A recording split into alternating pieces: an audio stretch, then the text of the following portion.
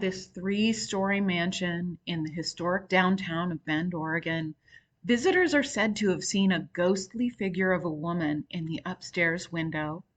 Crying can be heard on the property, and the residents of the house have said to be cursed, that the families living within encountered many tragedies while living within its walls. Welcome to the Thomas McCann House. Also welcome to Investigating the Northwest. This channel is dedicated to exploring the mysterious, haunted, and historical of the Pacific Northwest. In this series of haunted locations, I'm going to be focusing on one city at a time, so eventually, if you'd like to take a complete ghost tour of a city, you'll have a complete map of locations to follow and an itinerary for the day. Which city would you like me to investigate next? I do want to stress at the beginning of this video that this is a private residence, so you won't be able to tour the home. However, since this is such a well-known haunted house, I definitely wanted to delve into the history of its haunting. This haunted home is known interchangeably as the McCann House, the Thomas McCann House, and the Congress House because it's located at 440 Northwest Congress Street in Bend, Oregon. This haunted home is featured in at least 3 books about haunted places in Oregon. The Ghost Stories of Oregon by Susan Smitten, Ghost Hunting Oregon by Donna Stewart, and Haunted Oregon, Ghosts and Strange Phenomenon of the Beaver State by Andy Weeks. Donna Stewart says this house is listed among the 5 most haunted houses in the United States. So clearly, there is some really strong legend associated with this home. This Georgian Revival 3-story home was built in 1915 and is listed in the National Register of Historic Places. The mid-1910s is generally when the town of Bend truly blossomed. Most all of the major functional businesses were built, such as the Reed School, the Bend Iron Works, and the cemetery was established at this time. This home in particular was built to be the residence of the vice president of the Shelvin Hickson Lumber Company. At the time of the construction, the vice president was Thomas McCann. Since this haunting is supposedly tied to the residents of this home, let me give you a rundown of who has occupied this home since it was built. Thomas McCann and his family resided in the house between 1916 and 1921. Between 1921 and 1925, J.P. Hennessy and his family lived in the house. Then between 1925 and 1944, Charles L. Eisted and his family were in residence. Between 1944 and 1952, Hardy Myers, or W.H. Myers, and his family lived in the home. So then this would become the end of the Shelvin Company providing a residence for their employees of the lumber mill.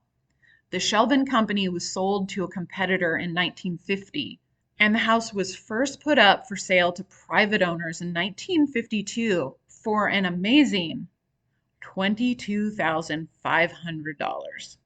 Now keep in mind, this is a 4,000 square foot, 3-story mansion, and whew, that seems like a great price. In 1953, the home was purchased by Dr. Kenneth H. Oakley, an ophthalmologist. His family lived in his home, and he had another residence on Hawthorne Avenue that served as his business. Then newspaper ads showed that around 1973, Lloyd M. Farley, a realtor, lived in the home, and 440 Congress Street was listed as the business address. Then in 1976, Sharon Kumo moved into the property, and most of the haunting reports had originated with her.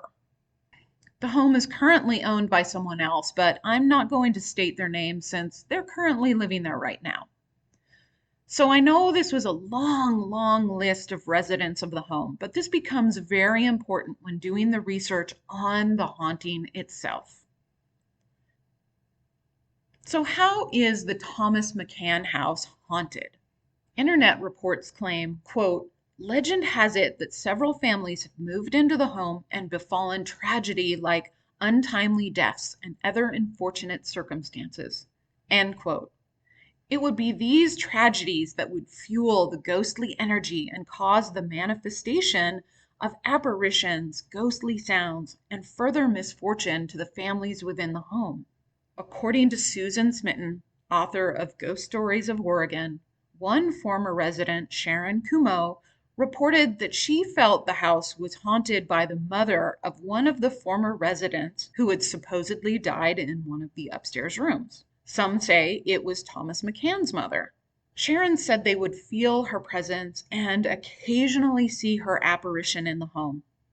They described this ghostly woman as as a misty, blur, gray shape of a woman with dark hair.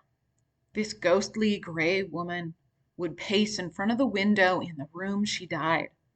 Sometimes this woman would turn lights on and off in the home. Sharon's daughter Mary lived in the gray lady's room and said that the ghost would even sit on her bed and talk to her. Then Mary's sister Amy moved in and said that she also got to know the ghostly woman. Then Sharon at one time brought in a psychic who said that the gray woman's spirit would soon be moving on and would be, quote, less easy to detect, end quote.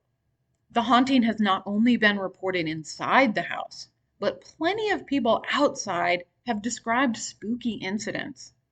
People have claimed to see shadowy or ghostly figures peering out of the upstairs windows. This would be the window of the ghostly woman's room.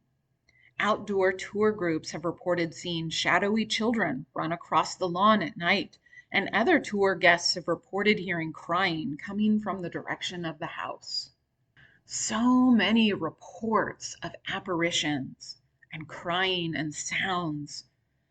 Is the legend of the mother dying in the home fact or fiction? Well, this legend is fiction. I searched through about 100 years of the Bend Bulletin, searching for all of the home residents and the address itself, and that took forever. I correlated all of these time periods with the Find a Grave and Ancestry.com to give me a better picture of what went on during these time periods and who died when. But let me add some context to these searches. These men and their families were high society in Bend. This is a mansion, and the people that lived in it were wealthy and well off. They were in the newspaper all the time. Every time one of the wives played bridge, was a guest at a dinner party, hosted an event, or even when the men played golf, it made the news. Every detail related to these people's lives were documented in the newspapers, so if something tragic had happened in their home, it would have made the newspaper. Now let's go through what I found for all of the residents of the home to back up this assertion that the tale of the ghostly mother who died in the home is actually fiction. So Thomas McCann, he died of heart disease on October 20th, 1925, 4 years after moving out of the house, and he was 39 years old. None of the McCann children died while living in the house, nor did his wife. Also, McCann's mother did not die in the house. In fact, she didn't live in it at all. She died in Minneapolis in 1890, 26 years before Thomas McCann would even move into the home. James Patrick Hennessy Sr. was the next to live in the house. Neither his wife, children, or mother died while living in the house. Charles Eisted, he had one of the most interesting tenures in the home. He also lived there the longest of all of the Shevlin residents. In June 1931, the Eisted family was the victim of a mass neighborhood robbery, and $3 in cash was stolen from the home. Over the course of a few days, multiple homes on Congress Street were burglarized while the residents were away. The police said that this must have been someone familiar with the town who was able to stake out the homes, get familiar with the residents' routines, and strike after they had left the home. In June 1973, Charles was cited by the city of Bend for allowing his dog out loose to raid the duck nests in Drake Park. Now, he retired from the mill in 1943 due to poor health, and he moved to Portland, Oregon, and he passed away in Portland in 1948. His wife passed away 12 years later. So nothing tragic happened in the home while he lived there. Next to live in the house was Hardy Myers. In September 1944, Myers' car was stolen and the burglar led the police on a chase throughout Bend until he eventually crashed the car. The police retrieved goods and burglary tools from the car, but the burglar was not apprehended at that time. Then in 1950, Myers, he suffered a fractured collarbone in an accident. When the ophthalmologist, Kenneth Oakley, lived in the home, he had another residence on Hawthorne Avenue that he was using as his business, and neighbors in that neighborhood actually reported him for trying to run a business in a residential neighborhood.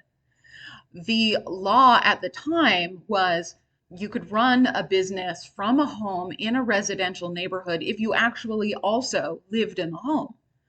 But Dr. Oakley, he lived in the Thomas McCann House with his family on Congress Street. He told the authorities that he actually slept overnight in the home on Hawthorne Avenue to justify him running a business out of that residential home.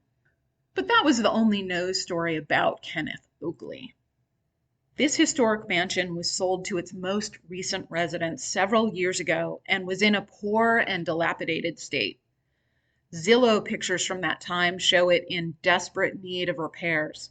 Luckily, the current owners completed a total renovation and the home is in a pristine state today. However, in November of 2018, early in the renovation process, there were some documented arson attempts during the construction. They didn't do much damage and the arsonist was caught, but would one consider that to be some of the bad luck rumored to curse the residents of this home? So as you can see, there was so much documented about the people that lived in this home, but Ancestry.com and the newspapers have verified that really no one ever died in the home, and nothing extremely tragic happened. They hosted a lot of parties, they hosted a lot of bridge, they were part of every committee in town, and they did have some normal incidents, including one of the wives running a stop sign and getting a $10 traffic ticket. But nothing really horrific or tragic has happened in this home. However, that's not to say that this house isn't haunted. People have reported seeing apparitions, hearing ghostly sounds, seeing shadows move about on the property at nighttime. The only thing that I am describing to you is that the legend that seems to originate to explain these haunting incidents doesn't happen to be true. Unlike my two previous videos, this location is a private residence, so you cannot tour it and investigate the building itself.